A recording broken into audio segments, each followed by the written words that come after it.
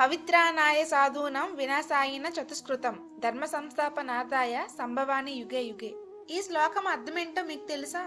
లోకంలో అధర్మం అరాచకం పెరిగిపోయినప్పుడు, ధర్మం కనుమరుగై నాశనమయ్యేటప్పుడు, లోకంలో ఉన్న చెడ్డవారిని శిక్షించి మంచివారిని కాపాడి ధర్మాన్ని రక్షించడానికి సాక్షాత్తు శ్రీ మహావిష్ణువే ప్రతి యుగంలోనూ ఒక్కో పవిత్ర అవతారం ఎత్తి వస్తాడు. శ్రీ మహావిష్ణువు ఎత్తిన 10 పవిత్రమైన అవతారాలను దశావతారాలు అంటారు. అసలు శ్రీ మహావిష్ణువు ఇన్ని అవతారాలు ఎత్తడానికి కారణమేంటో, దీని వెనుక ఉన్న ఉద్దేశం ఏంటో ఈ వీడియోలో తెలుసుకుందాం. అంతకంటే ముందుగా ఛానల్ ని ఫస్ట్ టైం చూస్తుంటే సబ్స్క్రైబ్ చేసుకుని పక్కనే ఉన్న బెల్ ఐకాన్ కూడా ప్రెస్ చేయండి. ముందుగా శ్రీ మహావిష్ణువు ఏ యుగంలో ఏ అవతారాలు ఎత్తాడో తెలుసుకుందాం.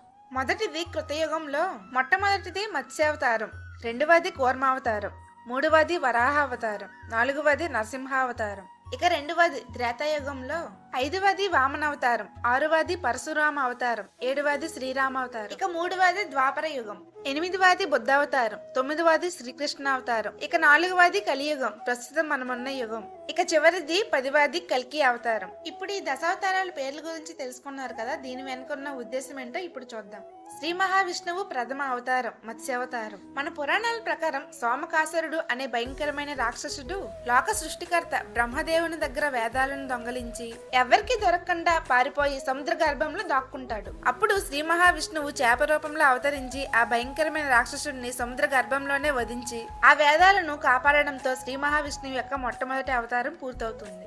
రెండవది కూర్మావతారం. మన పురాణాల ప్రకారం దేవదానవులు అందరూ అమృతం కోసం సముద్రంలో మందర పర్వం సాయంతో క్షీరసాగర మదనం చేస్తున్నప్పుడు ఆ మందర పర్వతం మునిగిపోకుండా శ్రీ మహావిష్ణువు తాబేలు రూపంలో అవతరించి ఆ పర్వతాన్ని తన వీపుపై మోసి క్షీరసాగర మదనాన్ని దగ్గరుండి జరిపించడంతో ఇక రెండవ అవతారం పూర్తవుతుంది. మూడవది వరాహ అవతారం. మన పురాణాల ప్రకారం హిరణ్యక్షుడు అనే భయంకరమైన రాక్షసుడు సమస్త సృష్టిని అంతం చేయాలని భూమిని చుట్టగా చుట్టి పాతాళంలో దాచేస్తాడు. అప్పుడు శ్రీ విష్ణువు వరాహావతారం ఎత్తి ఆ భయంకరమైన రాక్షసుడితో యుద్ధం చేసి తనను చంపి తన దంతాల సాయంతో భూమిని పైకి తేవడంతో ఈ మూడవ వరాహావతారం పూర్తవుతుంది. నాలుగవది నరసింహావతారం. మన పురాణాల ప్రకారం హిరణ్యకశిపుడు అనే భయంకరమైన రాక్షసుడు తనకు బ్రహ్మదేవుడు సృష్టించిన మనిషి వల్ల గాని జంతువు వల్ల గాని పగలు గాని రాత్రి గాని చావే ఉండకూడదు అనే వరాన్ని బ్రహ్మదేవుడి నుండి పొందుతాడు. ఈ వరంతో హిరణ్యకశిపుడు అన్ని లోకాల్లో ఉన్న వాళ్ళని హింసిస్తాడు.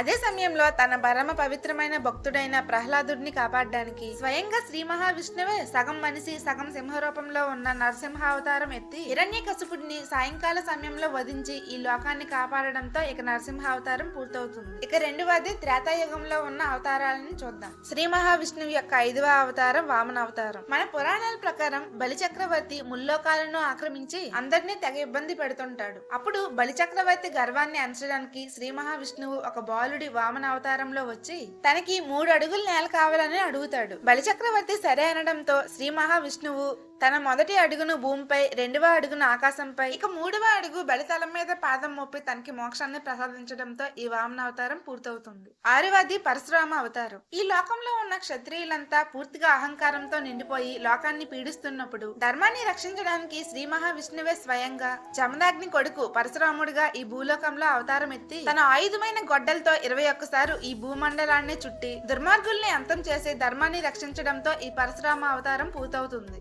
ఇక 7వది శ్రీరామ అవతారం. భూలోకంలో లంకాధిపతి రావణాసురుడి అరాచకాలు పెరిగిపోయినప్పుడు తనను అంతం చేయడానికి శ్రీ మహావిష్ణువే శ్రీరాముడిగా అవతరించి లంకాధిపతిని వధించి రాక్షస జాతిని సంహరిస్తాడు. శ్రీరాముడు ఒక పరిపూర్ణమైన మనిషికి నిదర్శనంగా ఈ రామరాజ్యాన్ని స్థాపించడంతో ఈ శ్రీరామ అవతారం పూర్తవుతుంది. ఇక 3వది ద్వాపర యుగం. శ్రీ మహావిష్ణువు యొక్క 8వ అవతారం బలరామ అవతారం. కొన్ని గ్రంథాల ప్రకారం బుద్ధావతారాన్ని కూడా 8వ అవతారంగా భావిస్తారు. బలరాముడు నాగరిని ఆయుధంగా ధరించి ఈ లోకానికి వ్యవసాయం యొక్క గొప్పతనాన్ని తెలియజేస్తాడు. ఇక బుద్ధావతారానికి వస్తే అహింస శాంతి మార్గంలో నడవాలని ఈ ప్రపంచానికే బోధించిన జ్ఞాని. శ్రీ మహావిష్ణువు యొక్క 9వ అవతారం శ్రీకృష్ణ అవతారం. అరాచకాన్ని అధర్మాన్ని సైతం ఎదిరించి దుష్ట రాక్షసులైన కంసుడు శిశుపాలును సంహరించి సమస్త రాక్షస జాతిని అంతం చేస్తాడు. అంతేకాదు మహాసంగ్రామం కురుక్షేత్ర యుద్ధంలో అర్జునుడికి రథసారథిగా ఉండి కురుక్షేత్రాన్ని నడిపిస్తాడు. ఈ లోకానికి అత్యున్నతమైన పవిత్రమైన భగవద్గీతను బోధించి అందరికీ ధర్మ మార్గాన్ని సూచించడంతో ఈ శ్రీకృష్ణ అవతారంతో పాటు ఈ ద్వాపర యుగం కూడా ముగుస్తుంది. నాలుగవ యుగం కలియుగం, ప్రస్తుతం మనమున్న యుగం. శ్రీ మహావిష్ణువు యొక్క పవిత్రమైన 10వ అవతారం కల్కి అవతారం. ఇది మన భవిష్యత్తులో రాబోయే అవతారం. ఈ కలియుగం చివరిలో అరాచకం, అధర్మం పెరిగిపోయినప్పుడు, పాపం పరాకాష్ఠకు చేరుకున్నప్పుడు, ఈ ప్రపంచం వావి వరుసలు మరిచి ధర్మానికి చోటే లేనప్పుడు, సాక్షాత్తు శ్రీ మహావిష్ణువే ఒక తెల్లటి గుర్రంపై కల్కి అవతారంలో వచ్చి దుష్టులను శిక్షించి అధర్మాన్ని నాశనం చేయడంతో ప్రస్తుతం మనం ఉంటున్న ఈ కలియుగం అంతమవుతుంది. దీంతో మరలా మొట్టమొదటిది సత్యయుగం ప్రారంభమవుతుంది. ఇవే శ్రీ మహావిష్ణువు యొక్క ప్రధాన 10 దశావతారాలు. శ్రీ మహావిష్ణువు ఎన్ని అవతారాలు ఎత్తినా ఆ అవతారాలన్నీ మనకు నేర్పించేది ఒక్కటే. ఎక్కడైతే ధర్మం తప్పి అధర్మం, అరాచకం పెరుగుతుందో అక్కడికి భగవంతుడు ఏదో ఒక రూపంలో వచ్చి ఆ చెడుని సంహరిస్తాడు అని. ఈ శ్రీ మహావిష్ణువు యొక్క దశావతారాల వీడియో మీకు నచ్చినట్లయితే ఆ శ్రీ మహావిష్ణువు యొక్క అనుగ్రహం మన అందరిపై ఉండాలని కోరుకుంటూ ఓం నమో